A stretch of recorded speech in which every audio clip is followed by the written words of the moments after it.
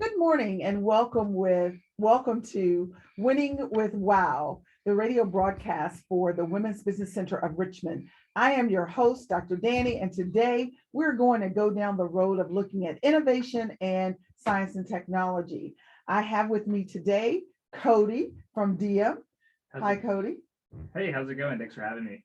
Thanks for coming to be here with us. We're pretty excited because we have started to look at how do we advance some of the programs that the Small Business Administration has with SBIR. I'm not sure if you're familiar with the Science and Technology Transfer, the Innovation Research Grants that are out there. Not to say that that's anything in your background, but because we're so interested and excited about that, we wanted to talk with you and kind of get a feel for your entree into the STEM or STEAM arena with your company. Tell us a little bit about you. Yeah.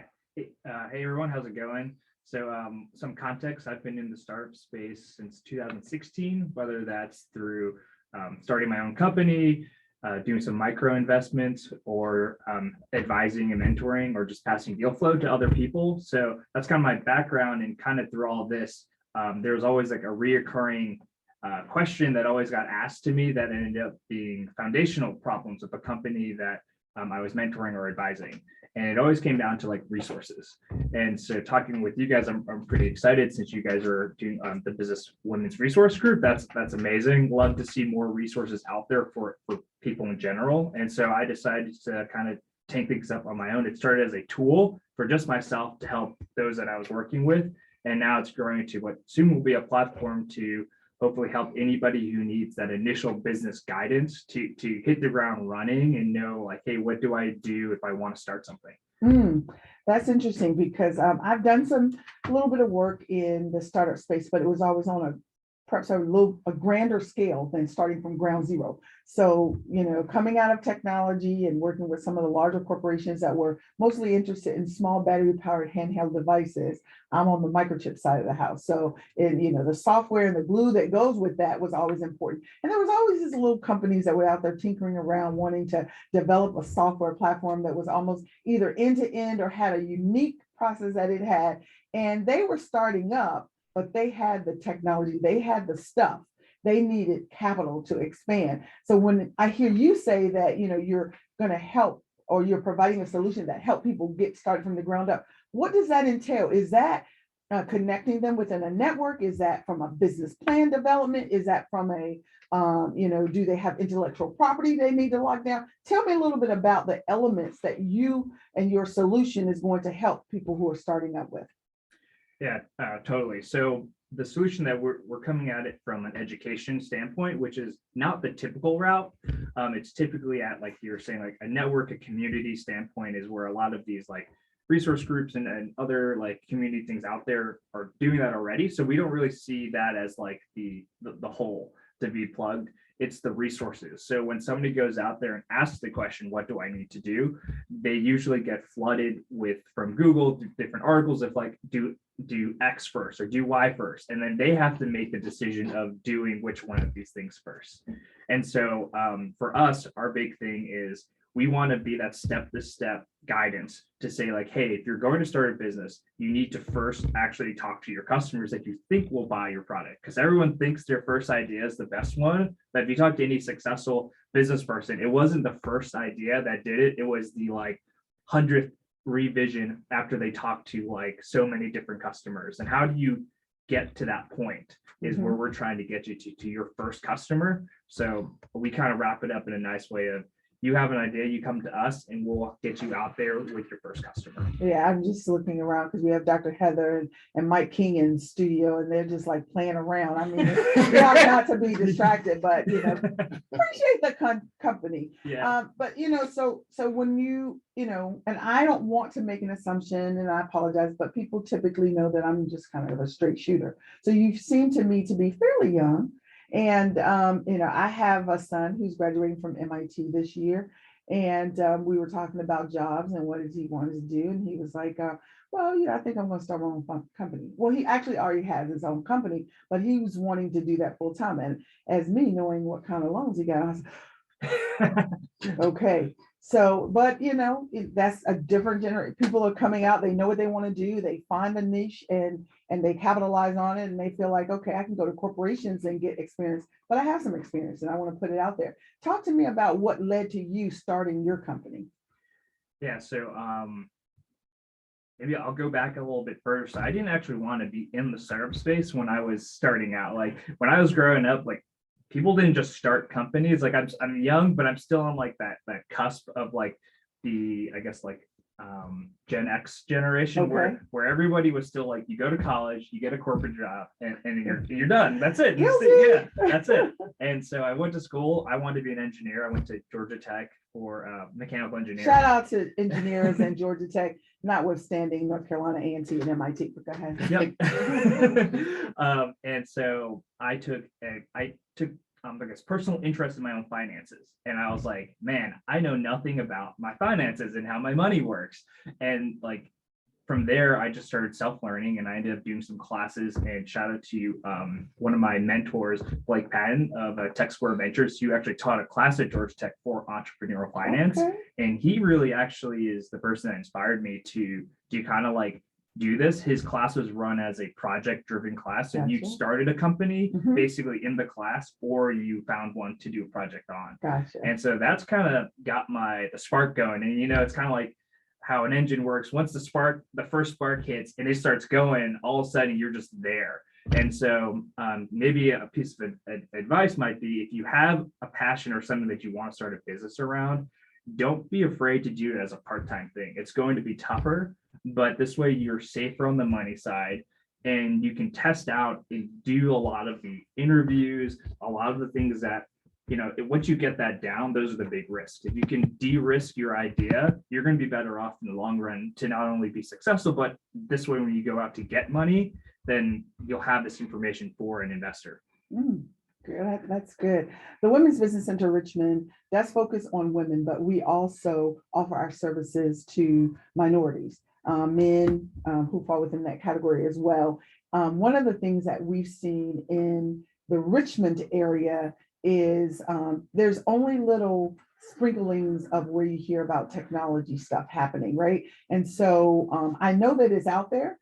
And so if anyone's listening, we are looking for companies that want technical assistance for applying for some of these innovation grants and things to go down a path that's not only going to build your company and your unique product offering, whether it's software, whether it's services, whether it's a device or a product, but also is going to build your intellectual property. So are there elements that you came through as you were cultivating your business idea and launching your company where you said, I need to protect that, I need to trademark this, I'm gonna file for this patent, or it's always good to hear people when, yeah, I stumped my toe, I should have did this, I didn't do it, but I learned from it.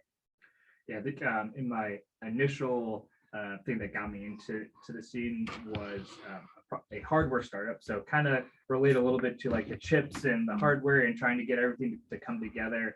I think, between the different spaces, with hardware and software, there are different mindsets on how that kind of operates. I'd say if you're definitely in a hardware space, patents are definitely kind of the way to go. And I would say you can do provisional patent. That's my biggest piece of advice. It's way cheaper than a normal patent. Oh. And it gives you up to a year to actually work on it and flush things out, and then go and actually put in your application for the actual patent, which I think runs like 25 grand usually as a full package. Oh, so why did I thought it was 5? Maybe. Yeah, so that was probably 25 years ago that I.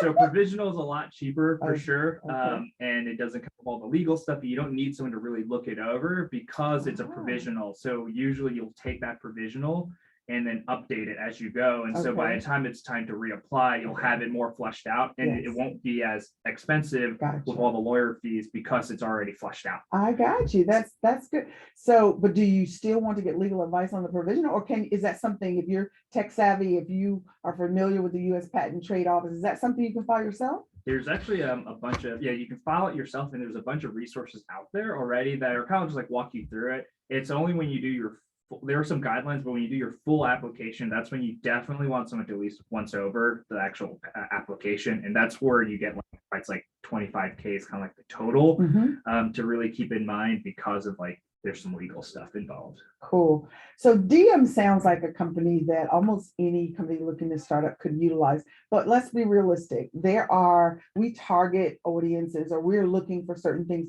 Can you tell me a little bit about your customer portfolio, or what is it that if you guys are this, and this, you should be looking at our company? Give me a little bit about that.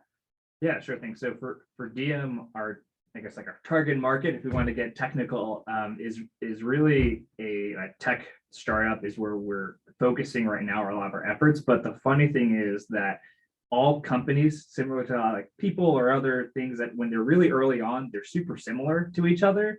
So as a business, even if you're not a tech company, there's things to take away from interviewing your customer, making sure that you have a problem that, a solution to a problem that's real, that people will pay for. And so by doing these like initial steps, you'll have a more solid foundation. So we are targeting the tech, startup scene. But again, if you just a mom and pop shop, or you just have like an e-commerce idea, you should probably run through these initial foundational steps, because every company needs to have a customer at the end of the day. Cool. Yeah. I'm looking again at Dr. Heather, and I'm thinking about how she is on the leadership side. Some of the things that a couple of our business counselors have brought to our attention at the Business Center is that, you can come across business owners or aspiring business owners who have a good idea. Some of them have a pretty good business plan. But when it comes to the people side, or the leadership side, or understanding how to build an organizational culture, that's a missing gap. So do you all have approaches? I'm not sure whether you say it's an education, whether they're training modules or experiential development. Do you come up with a development plan for an entrepreneur? Or, how does that work? And where does some of those soft skills fit in to, because again, I can't say that word. I was going to say, I've known some really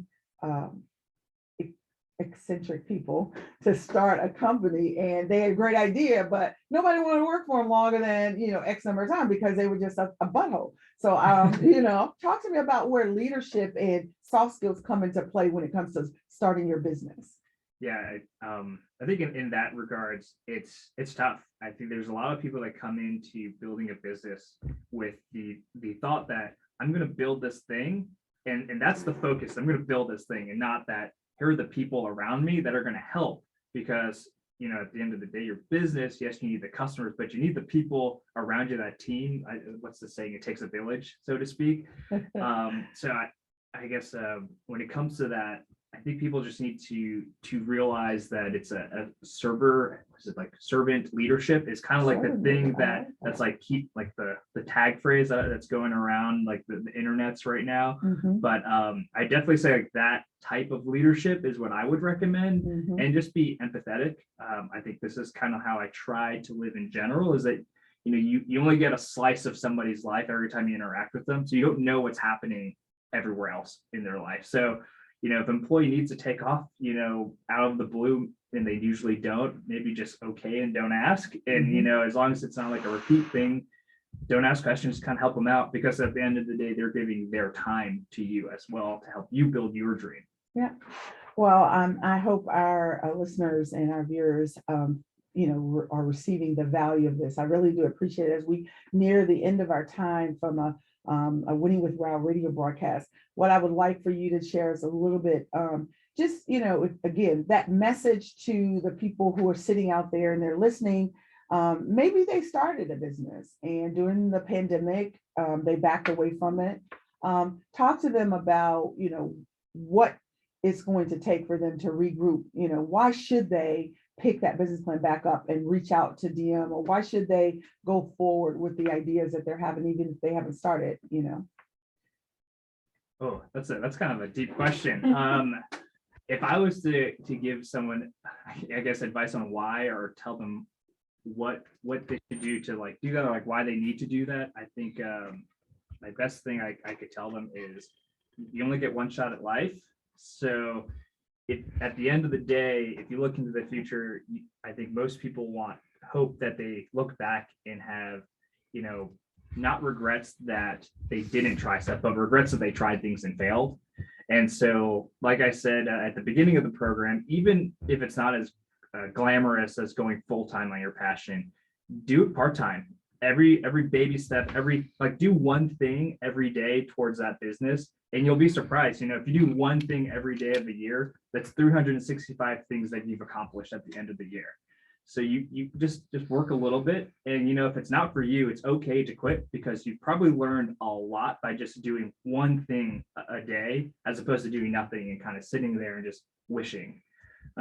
Maybe as a second thing, with COVID kind of happening and now kind of like in a downtrend, a lot of people might be trying to step back, but just from very big investors like Warren Buffett and other big investors, the whole thing for them, the strategy, and there's a reason for this, is that profits are made in down markets and they're harvested on the up markets. So now's the time to be building, because one, not hiring freezes. So you'll have employees that you don't have to compete with 6 other companies for. In addition, if you're building now, there's other people who aren't building. So you're going to become further, you'll come out of the market when it's high again, further along than other people. So you'll be ready to hit when more capital's ready to flood the markets again. Well, sage advice from my friend Cody over at DM. How do people follow up and get in contact with you? You could follow me on Twitter Cody at Cody S Jung, or you can find us at DM@startdm.com. C Jung is pretty good, right? Call Jung. Yeah. That's good stuff. All right, thank you. You have been listening to the Winning with Wow radio broadcast with the Women's Business Center of Richmond. I am your host, Dr. Danni, and I look forward to seeing you again next week. You got me? That was good.